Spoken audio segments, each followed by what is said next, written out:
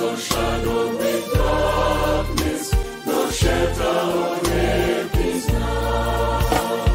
Carest thou not that we perish?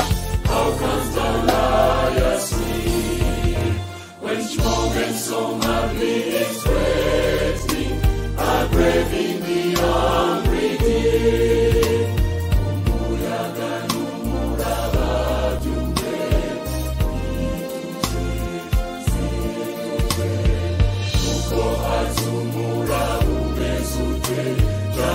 daimoni cyangwa sabantu n'amazi yabasha kurengera ubwato umwami wabyo sarimo dore byose biramubwira dore byose biramubwira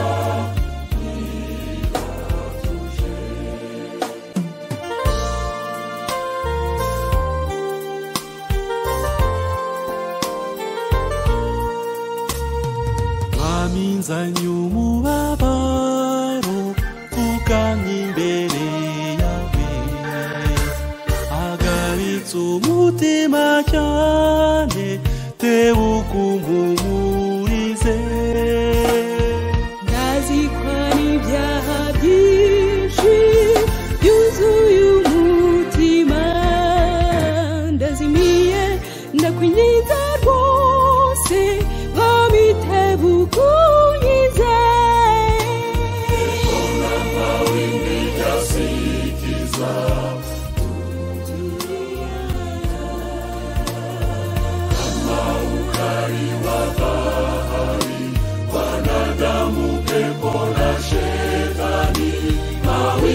yapataje kuumiza chombo kilicho na Yesu Bwana. Mambo pia vya musikiza, tulia, tulia. Mambo pia vya musikiza,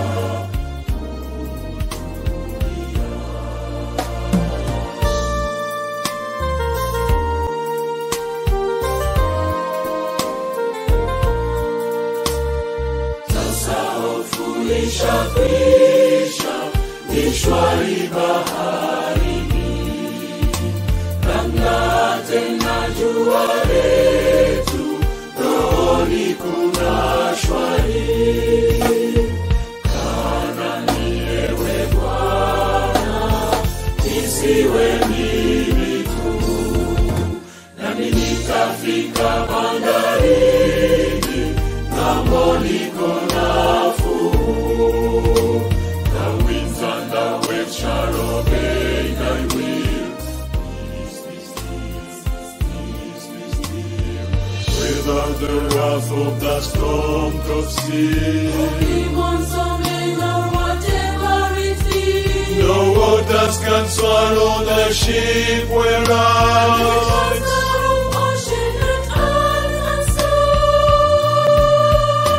They all shall sweetly obey thy will. Peace be still, peace be still. They all shall sweetly obey thy will. Peace, peace be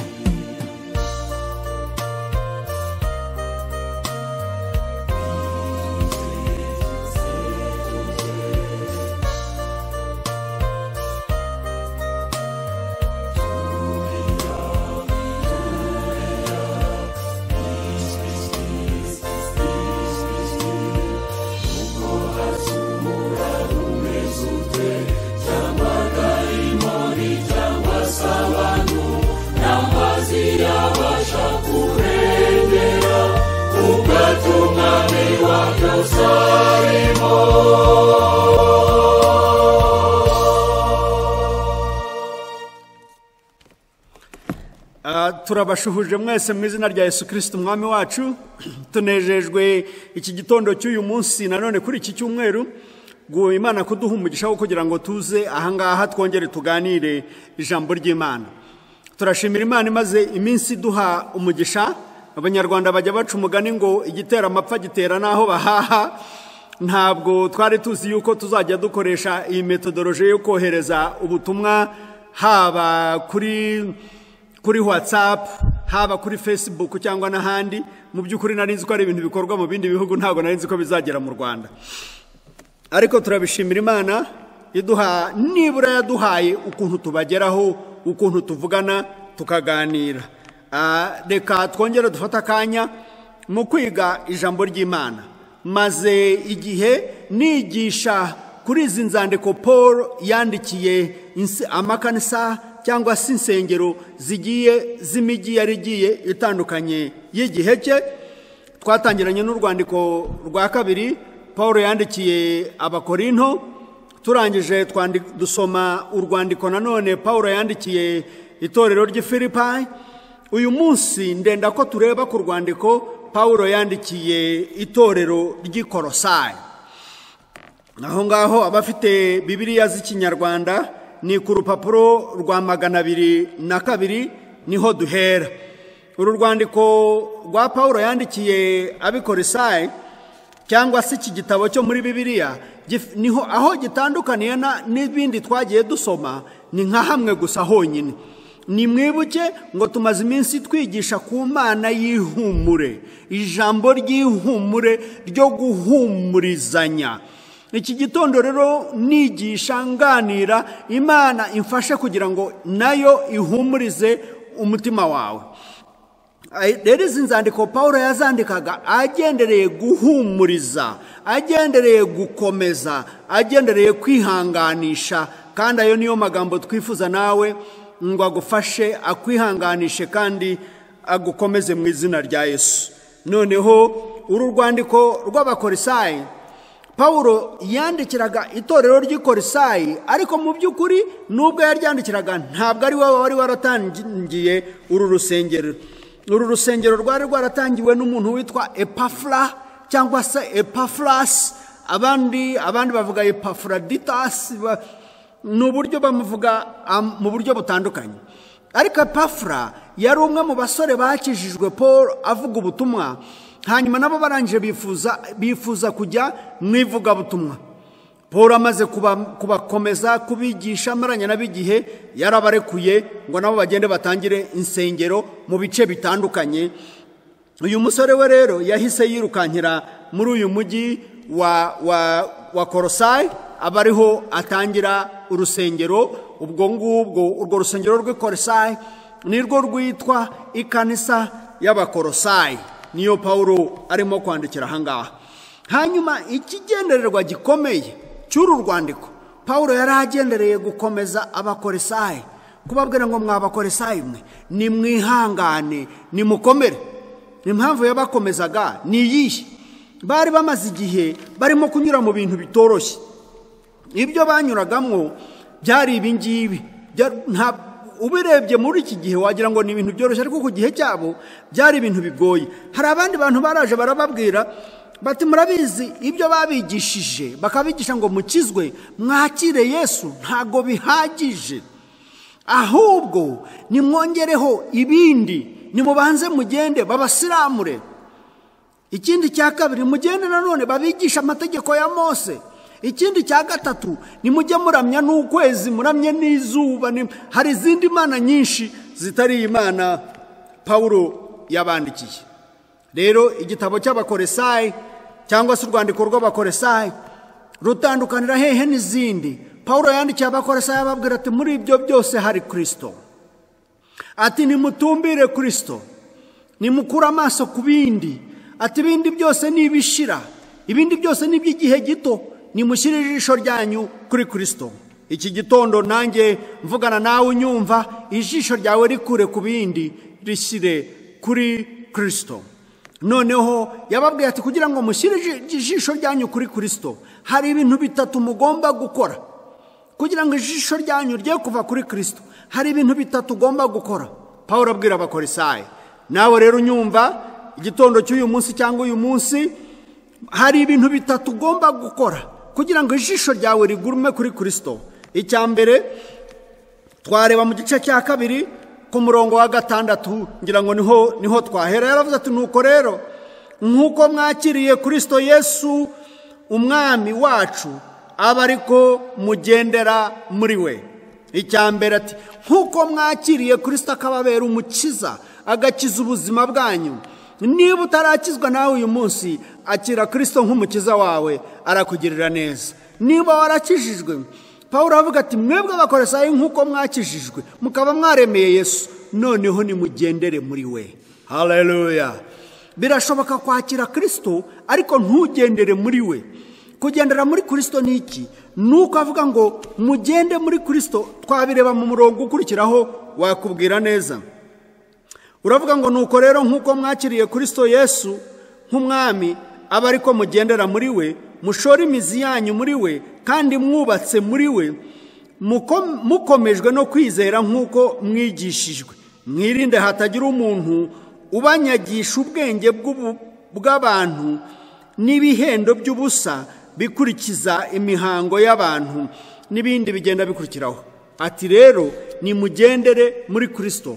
Kugendera muri Kristo ni ugufata umuco wa gikirisitu ukagenda nk'umuntu w'Imana umunsi ku wundi, wirinda iby'Imana idakunda, ugendera mu by'Imana ikunda, ugendera mu nzira zayo kandi ukora umurimo w'Imana ikunda. Icyambere rero ati bantu b'Imana, nubwo mwakiriye Kristo mugenderemo noneho. Ati kandi mujye mwera imbuto z'abantu bagendera muri Kristo.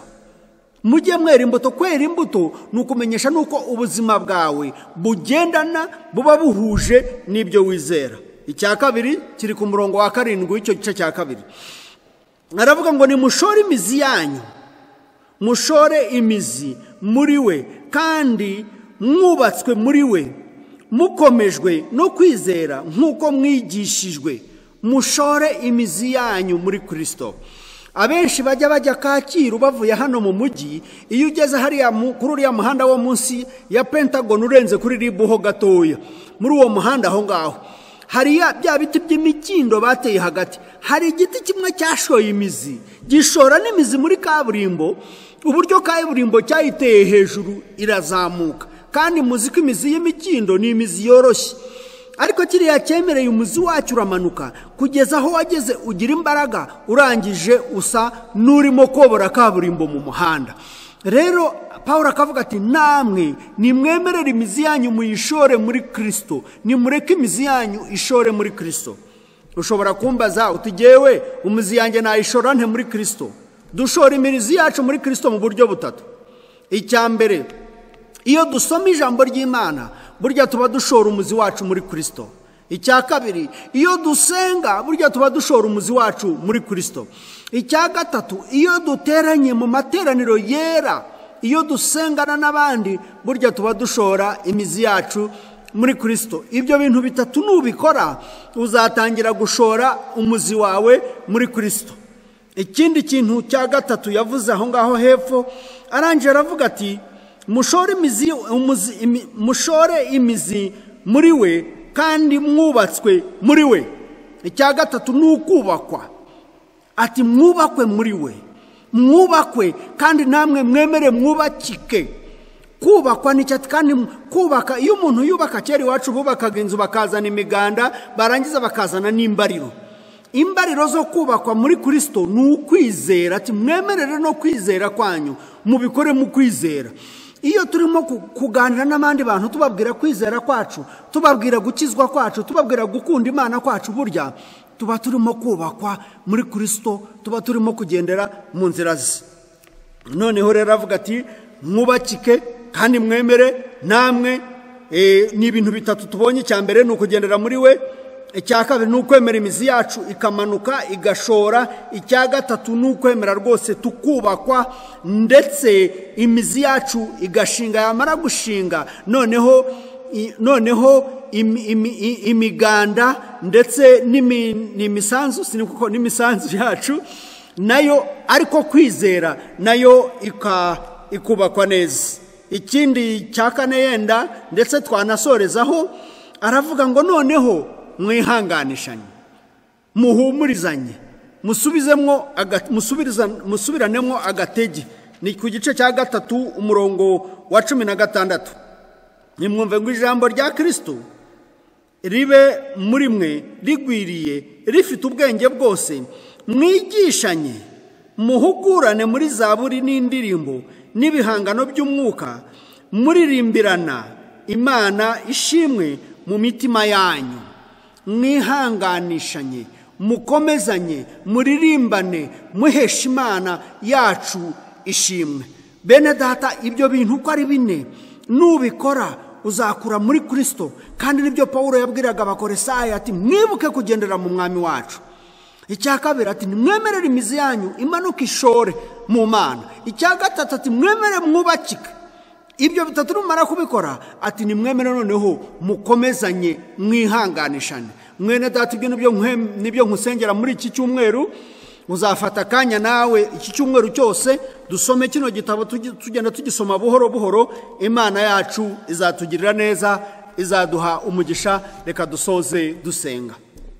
Imana yacu yumva amasengesho, ise umwami wacu Yesu Kristo, turenda kugushimira cyane ukuntu wagiye uduhinshurira ijambo ryawe, cyane cyane iri jambo ry'ihumure ryo kuduhumuriza mu bihe nk'ibi ngibi bya COVID, ijambo ryo kuduhumuriza ubwo hari ibihe by'ubwoba tutazi aho indwara iri, n'uyirwaye ntitumumenya, ariko kandi twajya kubona tukabona bagenzi bacu bararembye bari mu bitaro bari hehe.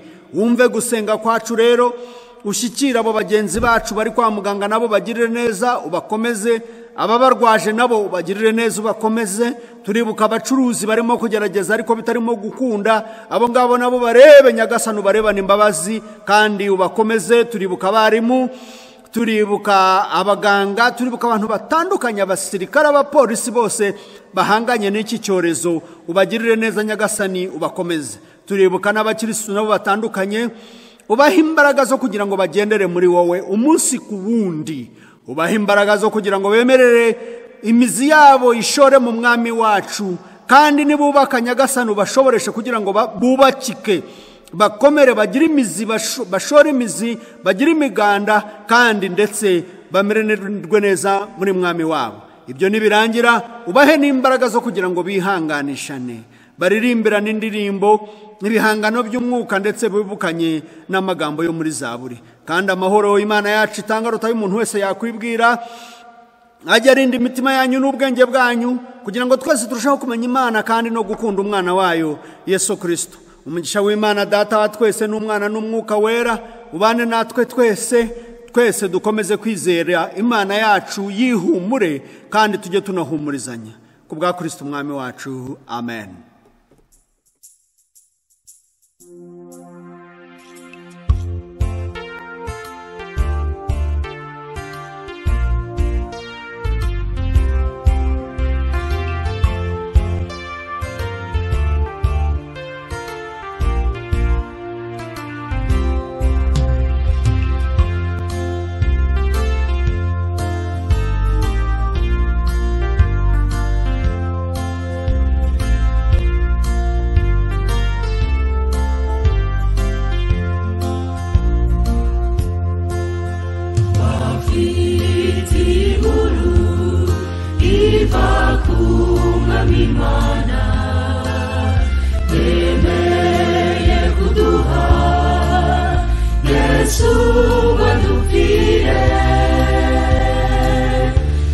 Nimurishimishije kubeneye kumuvira none, ubu turabaragwa bijuru. Zarimbira Uwiteka mubyo nkora byose, n'umwamugira neza, akwiriye gushimwa urukundo yankunze, tureze uko genda bibabwira.